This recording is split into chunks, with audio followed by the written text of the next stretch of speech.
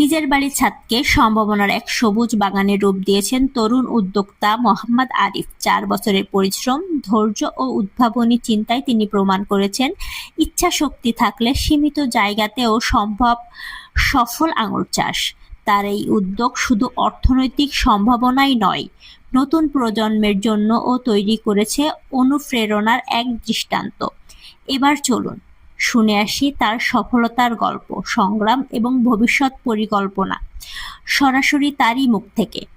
আরিফ সাদের এই আঙুর বাগান গড়ে তোলার পেছনের গল্পটা আমাদের দর্শকের বলুন। আচ্ছা না ভাইয়া, কিভাবে শুরু করলে? এটা কি শখ ছিল নাকি ব্যবসার চিন্তা ছিল?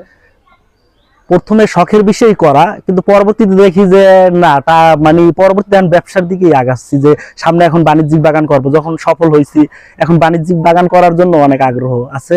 সামনে আমি বাণিজ্যিক বাগান করব, ছাদে প্লাস মাটিতেও করবো, এই যে মাঠ পর্যায়ে। আপনার শুরুটা কিভাবে ছিল? শুরুটা ছিল, দেখা যায় আমি বিভিন্ন সময় দেখা যায় মোবাইলে যারা ইউটিউবে ভিডিও দেখি যে বিভিন্ন মানে মানে বিভিন্ন দেশে আঙ্গুর চাষ হয়, কিন্তু আমি ভাবছি যে বাংলাদেশে আমরা কিভাবে এগুলো করা যায়। আবার বাংলাদেশেই দেখি দুই একজনে আনছে, তাদের কাছ থেকে আমরা এগুলো চারাগুলো